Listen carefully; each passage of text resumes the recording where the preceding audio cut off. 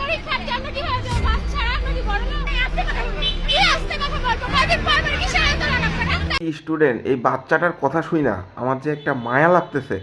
এদের যে জঘন্যভাবে একটা উচিত শিক্ষা দেওয়া উচিত এই বাচ্চাটা বলে দিচ্ছে মুখের উপরে। এদের যে শিক্ষা হওয়া উচিত, এরা আর কি করব? এরা এই প্রবলেম আন্দোলন, ওই প্রবলেম আন্দোলন, এই প্রবলেম আন্দোলন, ওই প্রবলেম আন্দোলন। আরে বেটা, তুই আন্দোলন করবি তোর বাসায় যাইয়া কর, রাস্তাঘাটে কি? এই যে বাচ্চাটা মুখের উপর বলে দিছে, এটা আমি বাচ্চাটাকে আমি আমি আমার যদি সামর্থ্য থাকতো তাহলে বাচ্চাটাকে আমি কিছু পুরস্কৃত করতাম। কারণ এইগুলা বলার মতো দেশে আর মানুষ নাই। এরা যে কি মনে করতেছে নিজেকে। আর শিক্ষা মানে আলো, শিক্ষা মানে মেরুদণ্ড।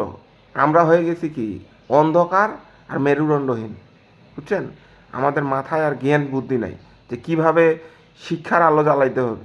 এখন খালি আন্দোলনের আলো, আন্দোলনের আলো চলে, গদ্য বেড়া।